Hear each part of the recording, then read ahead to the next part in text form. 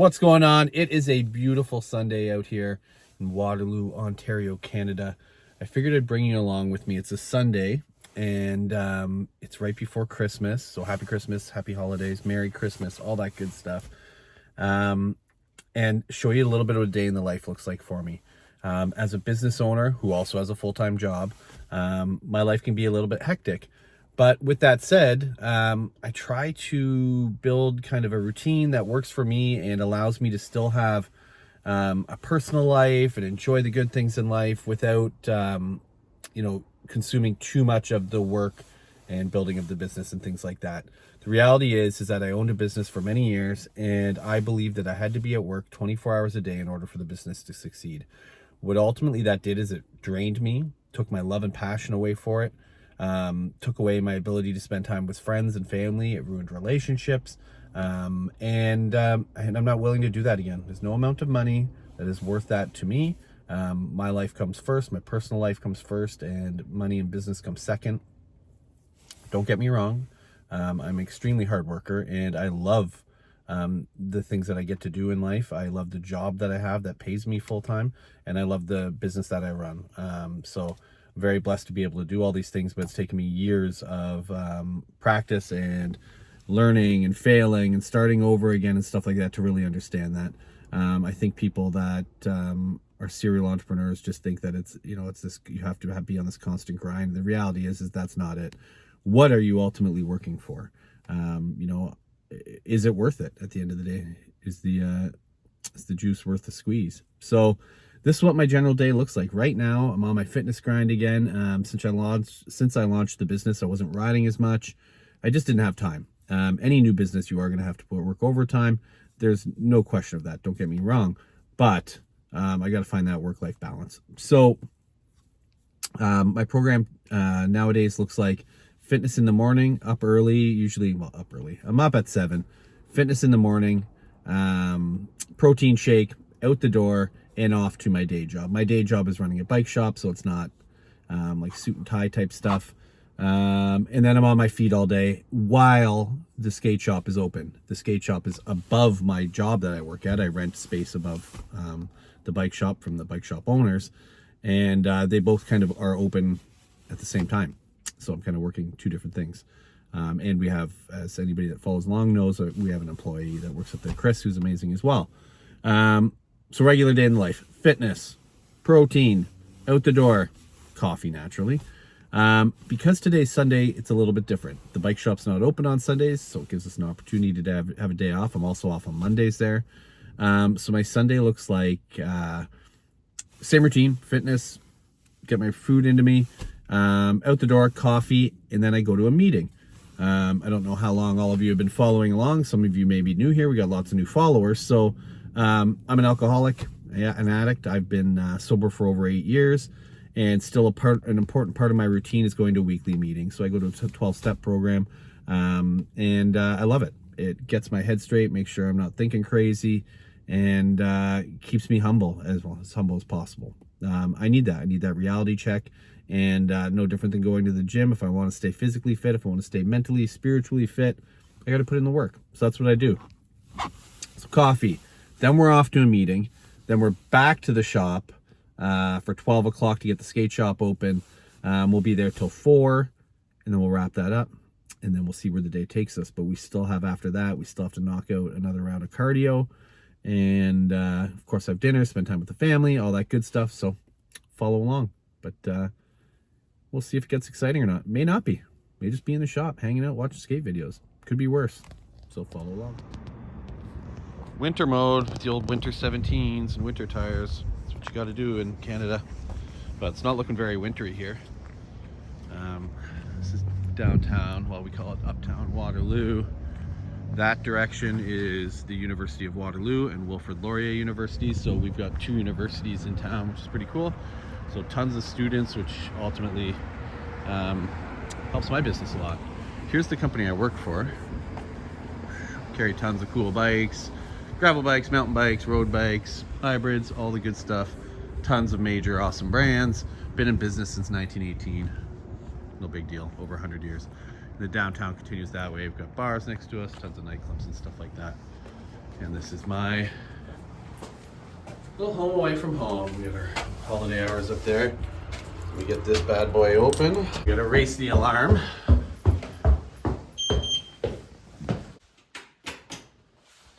We have light. Boom. The shop. This is how dark it is with the lights that were naturally just up here. Oh, there's another one. So when we first opened, this is how bright it was. Like, I didn't have any additional lighting. It was fine, it worked, but like, that is not bright. So, going to my car life, we just installed some work lights, basically. Some semi-fluorescent style kind of LED lights. And spruces the place right up. There we go. Look at that. We've got light. So the shop is locked and loaded. We've got so much stuff at this point. Tons of boards, trucks, special edition boards like that Mike Vallely reissue. You know, just everything. We got it all. It's just really interesting. We got snow skates even. Hey, who would have thought? It's interesting to look back on it. So I'll flip this camera around now that I've kind of wandered you around. If you don't know about Dime, then you're sleeping. So Dime's probably the best brand out of Canada. Amazing skate brand out of Montreal. They make the best product. Their fabrics are amazing. And we are a very, very grateful dealer for that stuff because this stuff's amazing. So if you need any Dime gear, we carry a ton of it and we love it and we wear it and it's awesome. So get yours. BrightSideskate.com. I think we got our own apparel. We do a ton of in-house branding, as you can see on these hoodies over here. That's our bread and butter. I love making apparel. It's part of the reason why I want to own a shop, so that I can make my own stuff. Anyways, we'll flip this around. So we're out here. So look at that hair, just out of control. My hair was not this long when I opened the shop. I've even had a cut. But we're out here living that life. So let's see if the stool helps. Yeah, stool in it. Where are we at? How did we get here?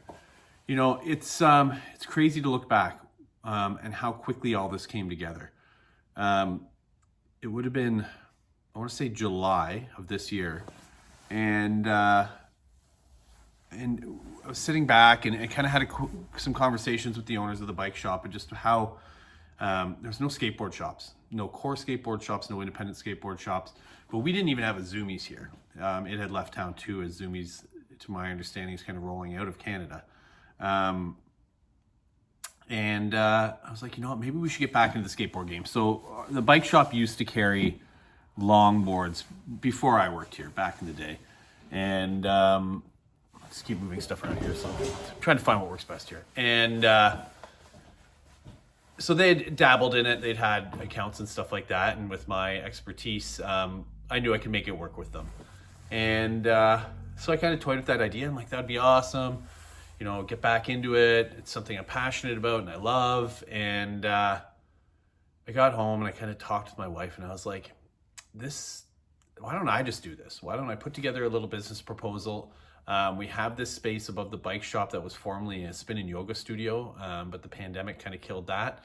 So it basically just been used for storage. It's a beautiful space. It's big and open. And I thought it could be better utilized to both help the skate scene, but also help drive some traffic to the bike shop. So put together a proposal to rent the space, and it worked out. We came to an agreement that worked for both parties, and we were kind of off and running. And that had happened within 2 weeks.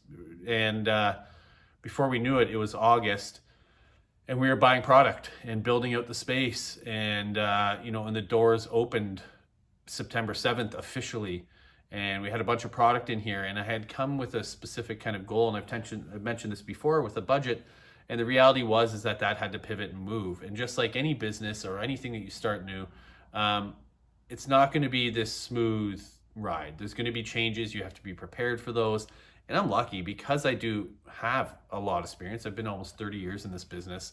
I was prepared for that. And I don't want to say you've got to be prepared for the unexpected, but just expect the unexpected, because you don't know what it's going to be. So to say be prepared for it, I don't know how you can prepare for something you don't know, but expect it. Things are going to come, and you have to be able to pivot and move. And we were able to do that. We were able to make things happen, and we were able to look at certain brands that we kind of had our heart set on and decide maybe that's not a good fit here. As things kind of rolled out, as we relearn this kind of community and the skate community here, it's different. It's different than a lot of places because, as I showed you, we have a university town. It's constantly changing who your base consumer is.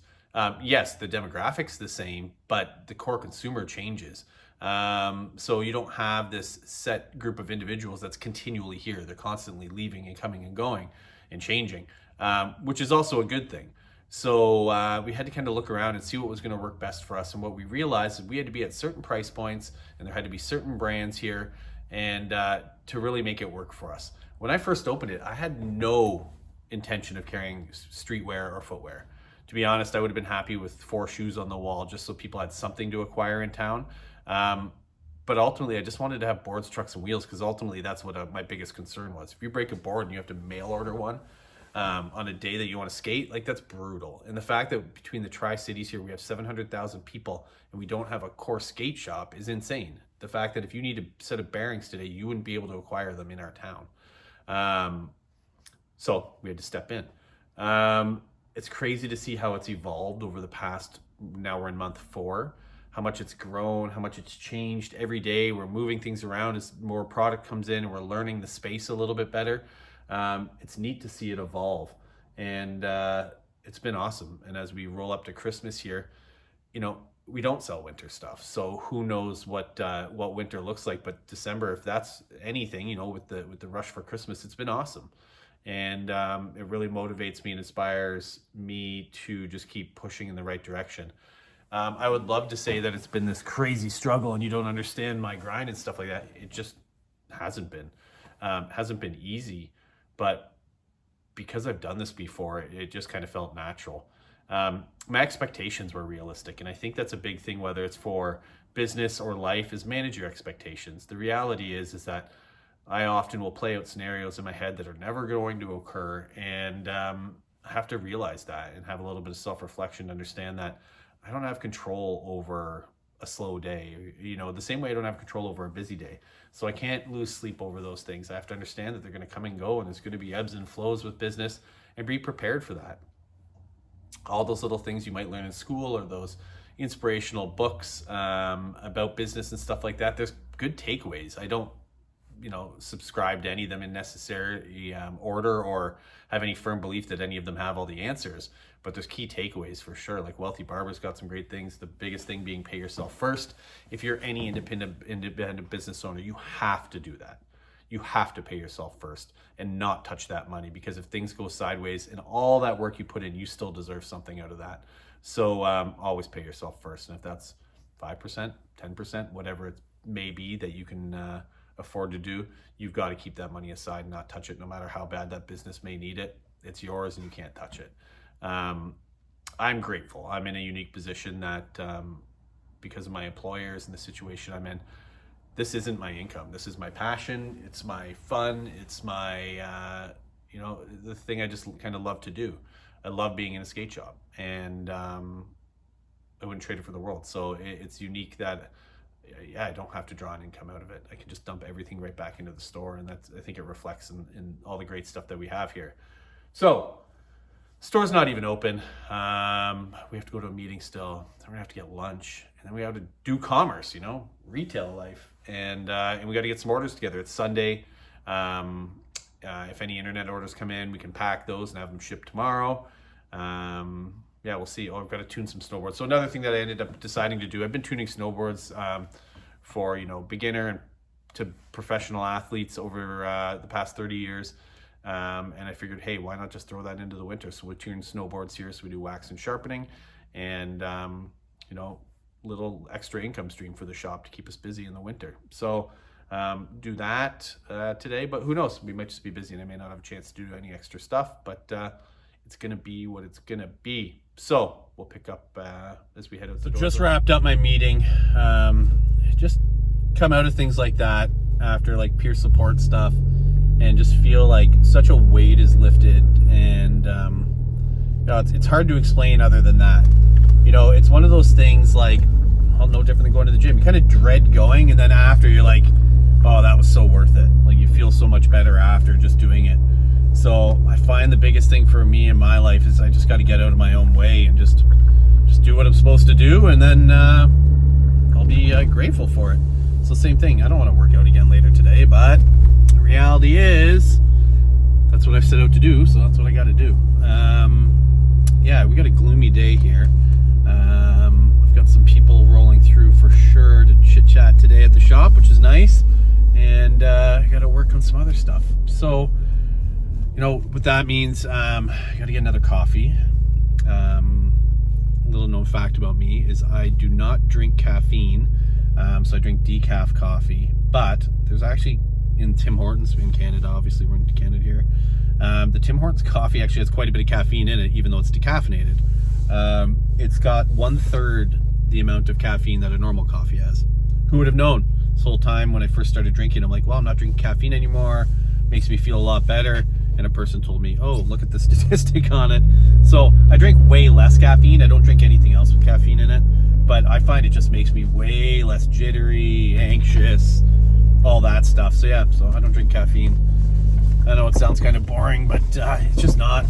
It's just not. Being sane is a lot more entertaining than losing my mind all the time, being stressed out, hypertension, all that good stuff. So now I gotta take care of myself.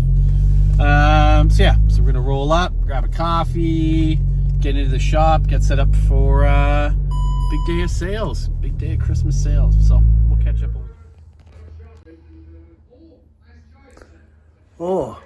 Oh, hey, I was just having a napping on the job. Psych, no, I wasn't. We're back, sitting on the bench in the store. Just had to write some orders for this week to get final delivery of stuff before Christmas.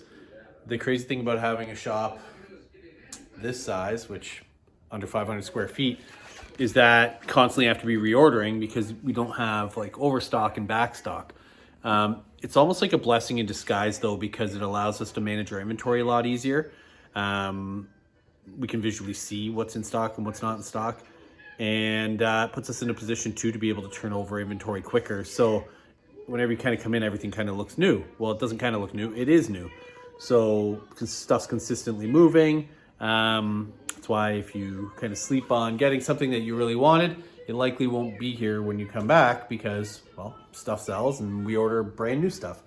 So yeah, it's a pretty cool position to be in, but it has, you know, keeps me on my toes because I have to constantly be ordering, placing orders, and then keeping my fingers crossed that stuff actually ships on normal time. And you know, I get it. These companies are busy too, aren't we all? And that's how it goes. So that's where we're at. We're you know, more than halfway through the day, and you know, I think I'll just throw this video up at this kind of point.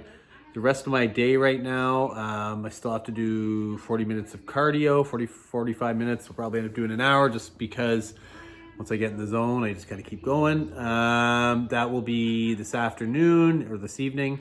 Have some dinner, hang out, relax, get ready for the week. I have, like I mentioned earlier, I have Mondays off. That's fun, but I do have to be here Mondays, so I don't have to work my regular job Mondays, but I'm here Mondays. And my day is full with getting everything done that I can't get done on the weekend. So that's getting the dog medicine that he needs for over the holidays, because they're not going to be open. It's getting everything in order. And then we've got a lot of travel going on throughout the holidays. And I'm so grateful that I've got an employee here that can be here when I can't. But I got to be perfectly honest, if there couldn't be somebody, I would just close the store for the day. I used to think that my time had to be spent, like I mentioned, every day here. My life comes first, and I got to take care of myself first. And I can't do that. If I'm not feeling good, then the shop's going to reflect that. So yeah, I'm going to go spend time with family for the holidays, just a day here and there. And then we get into snowboard season. For me, what that looks like is I'm going to be going out and riding a bunch. We don't sell it here, and that's not something we aspire to do. It just, the fun of the riding had kind of disappeared for me from selling it for so long. Now I love riding again, and I just want to get out, shred, and we'll post some footage of that as we start to do that more. But we had such a bad snow year last year that I'm just hyped to actually get a good snow year this year. It's been cold. We've had snow. There's not much snow on the ground or anything, but hey, we'll take what we can get. We don't need snow on the ground. We need snow on the hills. So that's how she goes. So thanks so much for watching. If there's anything you'd like to see, throw it down in the comments. You got comments? You got, you know, it's once you hit that 500 follower mark, it seems like you get all the haters start to roll out. Don't worry about it. Nothing you can say to me I haven't said to myself 10 times over. You can call me a boomer. You can call me this and that, skater boy, you name it. Man, I embrace those things. Whatever you call me, just don't call me late for supper, as they say. So thank you so much for watching. I hope everybody has an amazing day, great week ahead, and hope to see you soon. Take care. And remember, no bad days.